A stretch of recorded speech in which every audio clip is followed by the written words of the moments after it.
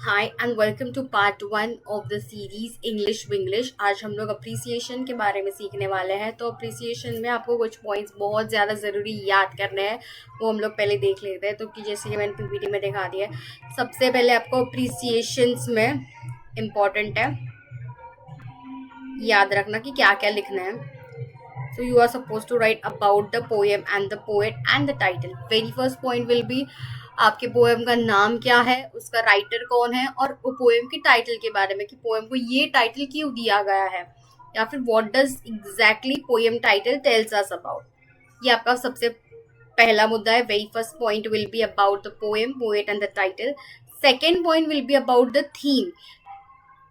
आपके पोएम की थीम क्या है, exactly what on what topic is the poem based. उसके बाद है पोएटिक स्टाइल। पोएटिक स्टाइल्स में आपको फिगर्स ऑफ स्पीच आएंगे, या फिर आप पोएम किस लैंग्वेज में लिखी गई है, इस लैंग्वेज में लिखी गई है, नहीं लिखी गई है, पोएम में राइम स्कीम है क्या, या पोएम फ्री वर्स में लिखी गई है, उस सब के बारे में आपको पोएटिक स्टाइल्स में लिखना है। पोएटिक डिवाइसेस में आपको फिगर्स ऑफ स्पीच आएगा। नेक्स्ट पॉइंट, फोर्थ पॉइंट, आपको पोएटिक डिवाइसेस, उसमें आपको फिगर्स ऑफ स्पीच लिखना है। अभी फिगर्स ऑफ स्पीच लिखने समय ये एक चीज़ बहुत ही ज़रूरी है, ध्यान में रखना। फिगर्स ऑफ स्पीच आप लिख रहे हो तो सब फिगर्स ऑफ स्पीच लिख के छोड़ना नहीं है, तो फिगर ऑफ स्पीच का एग्जाम्पल भी लिखना है। लाइक अभी मैंने लिख दिया सॉन्ग ऑफ ओपन रोड में मेटाफर है, पर्सोनिफिकेशन है, या फिर और एंटीथेसिस है, एग्जाम्पल, ये सब कुछ है, और मैंने इतने में ही छोड़ दिया। तो ये ज़रूरी नहीं है, मतलब ये गलत है एक्चुअली, या फिर इसको आधा मार्क मिल जाएगा। आपको ज़रूरी है एग्जाम्पल लिखना। अगर मैं बोल रही हूँ कि इसमें एंटीथीसिस है तो एंटीथीसिस का एग्जाम्पल मुझे देना पड़ेगा, या फिर अगर मैंने बोला है पर्सोनिफिकेशन है तो पर्सोनिफिकेशन का एग्जाम्पल लिखना ज़रूरी है। अगर आपने ये लिखा है कि इसमें 4 फिगर्स ऑफ स्पीच है तो चारों के चारों एग्जाम्पल देने की ज़रूरत नहीं, किसी भी एक का एग्जाम्पल दे दिया, more than enough.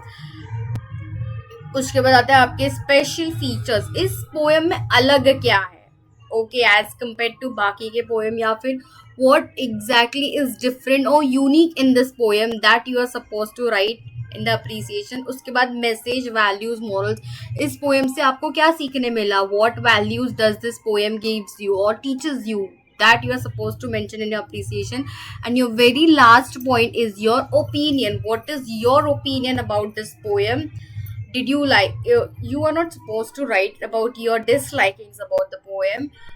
Your opinion should be on why did you like the poem. Okay, आपको पसंद आया नहीं पसंद आया, इससे मॉडरेटर को कोई लेना देना नहीं है। आपको एग्जाम में सिर्फ यही लिखना है कि आपको पोएम पसंद क्यों आया है।